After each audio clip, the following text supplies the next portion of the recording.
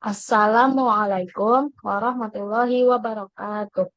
Perkenalkan, nama saya Azaria Kirana Astin Tias. Saya dari Ilmu Gizi, Fakultas Ilmu Kesehatan. Hari ini saya akan mempresentasikan proyek ujian akhir semester dari mata kuliah Metabolisme Energi Zat Gizi Makro tentang sintesis dan metabolisme hormon. Nah, hormon itu apa sih? Hormon merupakan zat kimia yang berperan sebagai pembawa pesan dari satu sel atau kelompok sel ke sel lainnya. Hormon bertugas mengirimkan sinyal kepada sel target, yang kemudian akan merespons dengan menjalankan aktivitas atau tindakan tertentu, seperti dalam sistem kekebalan, metabolisme, reproduksi, dan berbagai fungsi lainnya. Selanjutnya, fungsi hormon yaitu berperan dalam mengatur hampir seluruh fungsi tubuh, mulai dari pertumbuhan, metabolisme, hingga aktivitas berbagai sistem organ, termasuk sistem reproduksi.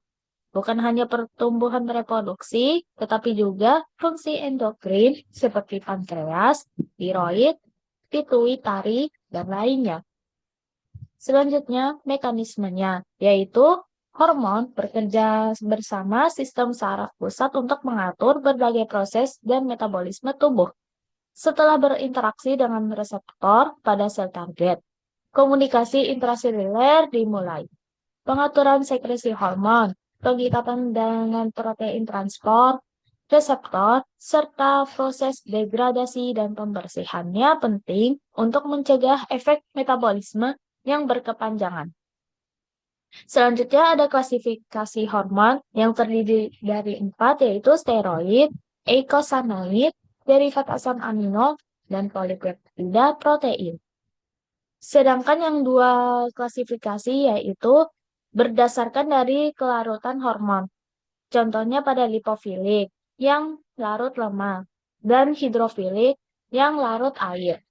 Dan yang terakhir adalah berdasarkan dari lokasi reseptor, yaitu ikatan hormon dengan reseptor intraseluler dan ikatan hormon dengan reseptor permukaan sel, terutama pada sel plasma membran. Selanjutnya adalah hormon steroid. Hormon steroid diproduksi oleh kelenjar adrenal, ovarium, testis, plasenta, serta dalam jumlah tertentu oleh jaringan perifer. Steroid berasal dari kolesterol yang diperoleh melalui sintesis de novo atau melalui pengambilan kolesterol dari low density lipoprotein atau LDL menggunakan reseptor low density lipoprotein. Sel-sel steroidogenik memiliki cadang kolesterol dalam bentuk ester kolesterol. Ketika kelenjar penghasil steroid dirangsang, cadangan kolesterol ini dilepaskan dengan bantuan enzim esterase kolesterol. Dan tambahan kolesterol diproduksi melalui stimulasi sintesis oleh kelenjar tersebut. Namun, seiring waktu, peningkatan pengambilan kolesterol menjadi mekanisme utama dalam mendukung steroidogenesis. Kelenjar penghasil steroid memiliki konsentrasi reseptor low density lipoprotein yang tinggi, yang semakin meningkat sebagai respons terhadap stimulasi steroidogenik seperti hormon tropik. Di sini ada gambar hormon steroid. Yang pertama ada struktur umum, bentuknya seperti ini. Sedangkan yang mineralokortikoid ada aldosteron, deoksikortikosteron, sama fluorokortison. Selanjutnya, semua hormon steroid berikatan dengan proses plasma hingga tingkat tertentu, baik melalui ikatan dengan globulin spesifik yang memiliki afinitas tinggi maupun ikatan non-spesifik dengan protein seperti albumin yang memiliki afinitas relatif rendah. Protein pengikat utama meliputi globulin pengikat kortikosteroid atau CBG atau transkortid yang mengikat kortisol dan progesteron serta globulin pengikat hormon seks atau SHBG yang berikatan dengan testosteron dan estradiol dengan afinitas lebih tinggi terhadap testosteron dibandingkan estradiol. Selanjutnya ada hormon eicosanoid. Eicosanoid ini berasal dari asam arakidonat adalah prekursor utama dan paling melimpah bagi berbagai eicosanoid pada manusia, serta berperan dalam mengatur kecepatan sintesis eicosanoid.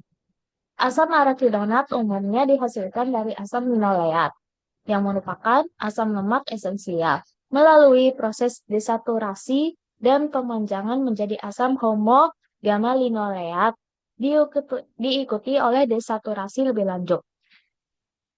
Eicosanoid sendiri tidak disimpan dalam sel, namun cadangan prekursor asam arakidonat tersimpan dalam membran lipid. Prekursor ini dilepaskan dari membran sebagai respons terhadap berbagai rangsangan dengan bantuan enzim fosfolipase. Selanjutnya, hormon eicosanoid ini punya 3 gambar. Ini ada sikloksigenase, peroksidase. Tapi ini arakidonik ini diubah menjadi 2 oksigen sikloksigenase. Berubah jadi COOH di bawah OH. Sini ada 2E diperoksidasekan menjadi bentuknya seperti ini. Selanjutnya, hormon tiroid atau derivat asam amino. Biasanya hormon tiroid ini hanya diproduksi di kelenjar tiroid. Meskipun sekitar 70% dari hormon tiroid aktif utama, yaitu triodotironin, dihasilkan di jaringan perifer melalui proses deiodinasi dari tiroksin atau T4. Sel-sel kelenjar tiroid memusatkan iodium untuk sintesis hormon tiroid melalui mekanisme transport aktif. Sel-sel ini tersusun dalam bentuk folikel yang mengelilingi bahan koloid, serta menghasilkan glikoprotein besar yang disebut tiroglobulin. Iodium dengan cepat dioksidasi dan digabungkan dengan cincin aromatik tirosin pada tiroglobulin dalam proses yang dikenal sebagai organifikasi. Selanjutnya ini gambaran dari hormon tiroid. Tirosin ini bentuknya 1 gugus. Kalau yang tiroksin ini 2 gugus. I-nya ini ada 4. Nah, dan yang terakhir, triodotironin ini sama seperti tiroksin, tapi I-nya ada 3. Hormon tiroid ini beredar dalam tubuh dengan sebagian besar terikat pada protein plasma. Sementara hanya 0,04% tironin dan 0,4% dari triodotironin berada dalam bentuk bebas. Sekitar 68% T4 dan 80% T3 terikat pada globulin pengikat hormon tiroid atau TBG. Sekitar 11% T4 dan 9% T3 terikat pada transpiretin atau TBPA, prealbumin pengikat hormon tiroid. Sedangkan sisanya terikat pada albumin. Selanjutnya adalah hormon polipeptida. Peptida terbentuk ketika asam amino terhubung melalui ikatan peptida. Setiap asam amino yang telah menjadi bagian dari peptida disebut residu asam amino. Polimer asam amino berukuran besar dikenal sebagai polipeptida, sedangkan polimer yang lebih kecil disebut oligopeptida. Molekul protein tersusun dari banyak residu asam amino yang saling terhubung satu sama lain melalui ikatan peptida. Polipeptida adalah polimer yang terdiri dari rangkaian asam L-alfa amino yang dikenal juga sebagai residu. Berdasarkan konvensi, rantai dengan panjang kurang dari 40 residu disebut polipeptida, bukan protein. Di sini ada gambar struktur dasar pada polipeptida. Ada 21 asam amino rantai A dan 30 asam amino rantai B. Sebagian besar hormon polipeptida berada dalam tubuh pada konsentrasi rendah tanpa terikat pada protein lain. meskipun ada beberapa pengecualian. Contohnya, protein pengikat IGF-1 yang berikatan dengan IGF-1, vasopresin dan oksitoksin yang berikatan dengan neurofisin, serta hormon pertumbuhan yang berikatan dengan protein yang serupa dengan bagian pengikat hormon pada reseptor hormon pertumbuhan. Sekarang memasuki hormon yang sangat umum bagi dunia gizi, yaitu hormon insulin. Hormon insulin adalah ketika mengonsumsi makanan yang mengandung karbohidrat, tubuh akan mengubahnya menjadi glukosa yang masuk ke aliran darah. Peningkatan kadar glukosa dalam darah memicu pankreas untuk melepaskan hormon insulin. Insulin ini berperan mengubah glukosa menjadi energi yang kemudian didistribusikan ke seluruh tubuh. Hormon insulin berperan dalam membantu sel-sel tubuh menyerap glukosa untuk mengontrol kadar gula darah. Glukosa diperlukan oleh sel-sel tubuh sebagai sumber energi agar dapat menjalankan fungsinya.